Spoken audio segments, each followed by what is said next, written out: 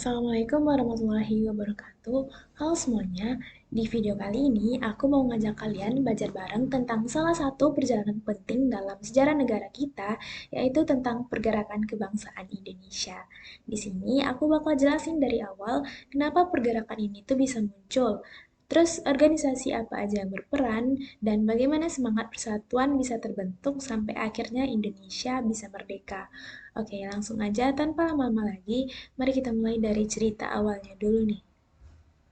Jadi gini teman-teman, waktu negara kita ini hidup pada masa penjajahan Belanda, rakyatnya itu kan mengalami banyak tekanan, mulai dari kerja paksa, tanam paksa, pajak yang gak masuk akal, sampai diskriminasi di mana orang Indonesia itu dianggap lebih rendah.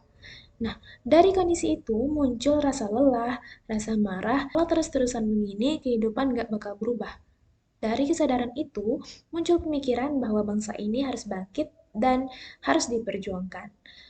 Nah, pergerakan kebangsaan Indonesia dimulai dari situ, dari rasa ingin berubah dan keinginan untuk menentukan nasib sendiri. Kalau kita lihat lebih dalam, ada dua sumber besar atau dua faktor besar yang membuat pergerakan kebangsaan ini makin kuat, yaitu faktor dari dalam negeri dan ada juga nih faktor dari luar negeri. Kita bahas yang pertama itu faktor dari dalam negeri. Dari dalam negeri, penderitaan rakyatlah yang jadi pemicu utama. Tapi nggak cuma itu nih teman-teman. Munculnya kaum terpelajar lewat politik etis juga berpengaruh, sangat berpengaruh. Mereka mulai berpikir, berdiskusi, dan menyebarkan ide tentang kemajuan bangsa. Kemudian ada juga faktor dari luar negeri yang waktu itu dunia lagi penuh perubahan, di mana saat Jepang menang melawan Rusia pada tahun 1905 dan itu membuat bangsa-bangsa Asia sadar bahwa negara barat bukan sesuatu yang gak bisa dikalahkan. Ditambah lagi, ide-ide kebebasan dari revolusi Amerika dan revolusi Prancis juga ikut mempengaruhi para tokoh kita. Jadi, semua arus pemikiran itu ketemu dan membuat Indonesia semakin siap bangkit. Nah, kita lanjut. Awalnya, pergerakan kebangsaan itu bersifat kayak kedaerahan sampai akhirnya lanjut lebih luas teman-teman. Awal gerakan modern di Indonesia itu ditandai dengan berdirinya Budi Utomo pada tahun 1908. Budi Utomo ini didirikan oleh Dr. Sutomo dan kawan-kawan pelajar Stovia. Fokus awal mereka itu di bidang pendidikan, tapi dampaknya besar banget. Karena dari sinilah muncul semangat bahwa Indonesia harus memperbaiki diri lewat pendidikan dan persatuan. Nah, setelah Budi Utomo berdiri, organisasi lain mulai bermunculan dan semakin meluas. Ada Sarekat Islam, organisasi besar yang memperjuangkan pedagang pribumi. Ada Indische Partij yang secara terang-terangan menyuruhkan kemerdekaan. Kemudian ada Muhammadiyah yang membenahi pendidikan dan kehidupan sosial.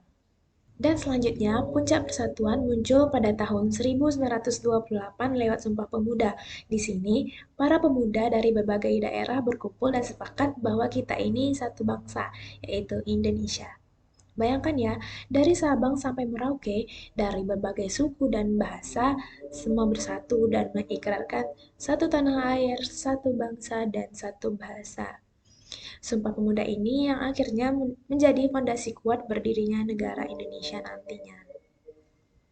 Tapi nih, setelah masa pergerakan modern berjalan dengan baik, tiba-tiba dunia berubah besar karena Perang Dunia II saat itu.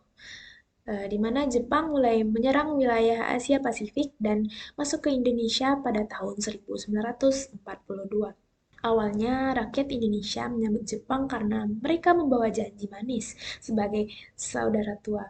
Tapi setelah itu, kita sadar kalau Jepang ternyata sama saja, bahkan lebih keras daripada Belanda. Kerja paksa, kelaparan, semua terjadi di masa ini. Tapi anehnya, masa Jepang juga jadi waktu penting untuk persiapan kemerdekaan kita nih. Waktu itu Jepang kan mendirikan PETA, Putra, dan organisasi lain yang tanpa mereka sadari membuat rakyat Indonesia makin siap untuk memimpin dirinya sendiri. Menjelang akhir perang, Jepang membentuk BPUPKI dan PPKI.